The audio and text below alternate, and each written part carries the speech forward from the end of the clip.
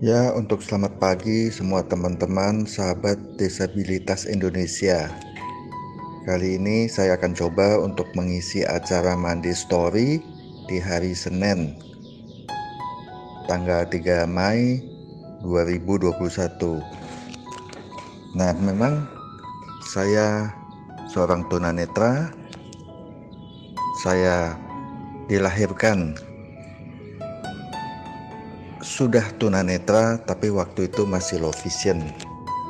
Kecilnya memang saya bersekolah di sekolah luar biasa dari SD, SMP, dan melanjutkan ke SMA, tetapi saya tidak di SLB tapi integrasi ke sekolah umum. Jadi saya dari SD, SMP tunanetra ke sekolah luar biasa, dan untuk SMA-nya saya masuk ke sekolah umum di SMA 2 PSKD di Jalan Selamat Riyadi. Memang di situ kalau di SD dan SMP itu kita sama-sama untuk mengikutinya bersama teman-teman tunanetra. Jadi untuk bersekolah tiap harinya kita menggunakan huruf Braille. Jadi itu sudah mudah karena kita sesama tunanetra. Sedangkan setelah lulus dari situ, saya masuk ke SMA itu sekolah umum. Jadi agak kesulitannya di situ, banyak kendalanya juga karena di situ saya hanya satu-satunya tunanetra yang bersekolah di situ. Mungkin ada juga tapi lain kelas. Dan di dalam kelas itu hanya saya sebagai tunanetra. Di situ agak kesulitan karena para pengajar tidak mengenal bagaimana cara mengajar tunanetra, dan saya jelaskan sedikit demi sedikit karena waktu itu juga belum ada komputer dan segala macam atau media sosial yang lain. Jadi saya tetap menggunakan huruf Braille serta mesin tik biasa, mesin tik awas. Jadi saya menggunakannya mencatat dengan huruf Braille, dan untuk ujian atau ulangan itu menggunakan mesin tik biasa. Di situ agak kesulitan karena kalau untuk pelajaran sehari-hari saya masuk di kelas tersebut. Jadi dibantu oleh teman sebangku atau bagaimana untuk membacakan yang tertulis di papan tulis depan. Bila ketinggalan, saya meminjam catatan teman dan lalu minta dibacakan di rumah atau difotokopi dan langsung dikembalikan. Sehingga saya punyai catatan-catatan tersebut dan saya rubah di rumah, minta dibacakan atau didiktekan kembali, dan saya salin ke huruf Braille untuk saya belajar. Jadi tetap saya menggunakan huruf Braille sebagai cara tunanetra belajar.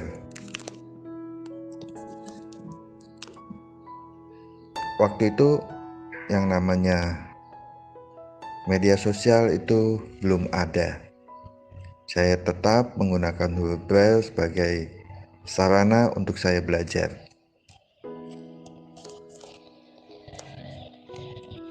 Setelah itu untuk ujian, saya dipisahkan dari antara teman-teman yang ada di kelas dan saya dimasukkan ke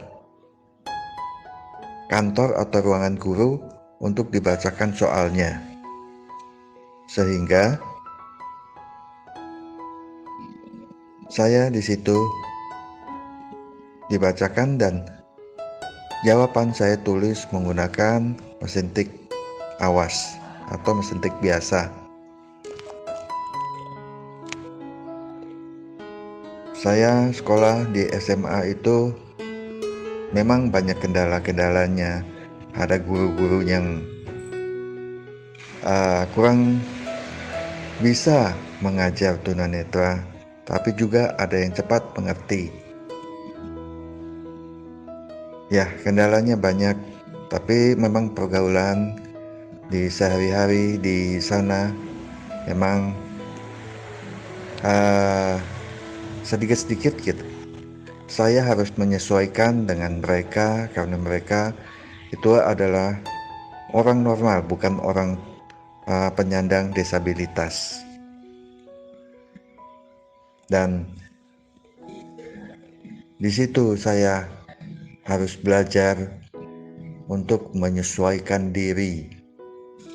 Yang biasanya pergaulan sehari-hari itu bersama tunanetra, tapi saat ini dipacu untuk bersatu di luar, di umum, sehingga keseharian saya harus bersama seperti orang-orang normal. Ya, awalnya memang ada kendala atau kesulitan yang biasanya kita hidup bersama teman-teman tunanetra, tapi sekarang kita harus bersatu dengan mereka. Memang itulah kehidupan sehari-hari yang harus kita jalani. Itu tidak gampang ya, atau tidak mudah untuk menghadapinya. Memang keseharian itu kalau tidak bisa menyesuaikan, terkadang kita jadi mundur dulu. Tapi saya coba dan saya coba. Awalnya saya memang ada banyak kesulitan untuk bersatu dengan mereka, tapi lama-kelamaan menjadi biasa untuk menyesuaikan diri dengan teman-teman di sekolah umum. Begitupun di lingkungan luar atau di lingkungan luar sekolah. Kita juga harus bisa membawa diri untuk tunanetra. Karena hidup kita tidak di lingkungan tunanetra terus, tapi kita harus bersatu dengan orang-orang yang normal dalam kehidupan sehari-hari. Itu membuat keraguan awalnya, tapi saya coba untuk menyesuaikan diri dengan teman-teman di umum. Begitu juga di lingkungan rumah atau lingkungan tetangga-tetangga tempat di mana kita tinggal. Kita juga harus membiasakan diri untuk bersatu dengan mereka dalam keseharian, karena kita tidak hidup bersama tunanetra terus. Hidup bersama tunanetra memang mungkin kita udah kebiasaan kita enak dan segala macam karena kita hidup sesama, tapi kita tidak bisa hidup bersama mereka terus. Dan kita harus bisa menyesuaikan diri untuk belajar bersatu dengan orang-orang yang normal.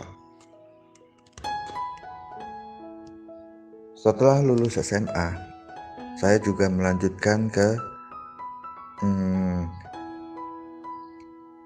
Akademi Bahasa Asing atau ABA untuk D3-nya yang ada di Universitas Nasional atau UNAS.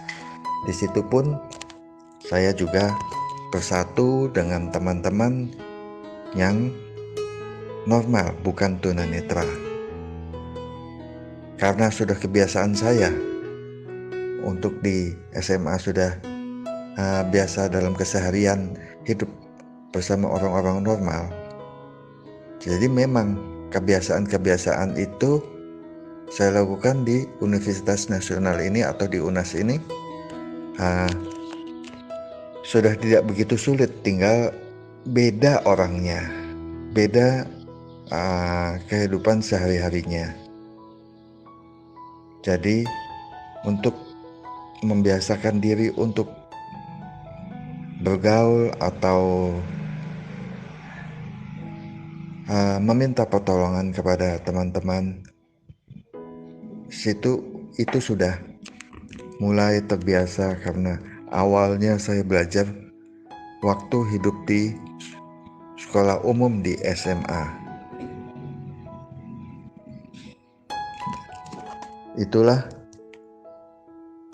menjadi kebiasaan kita sehingga keseharian kita dapat terlaksana. Setelah lulus dari Universitas Nasional, memang banyak kendala-kendala juga yang saya hadapi karena untuk mencari pekerjaan juga sulit karena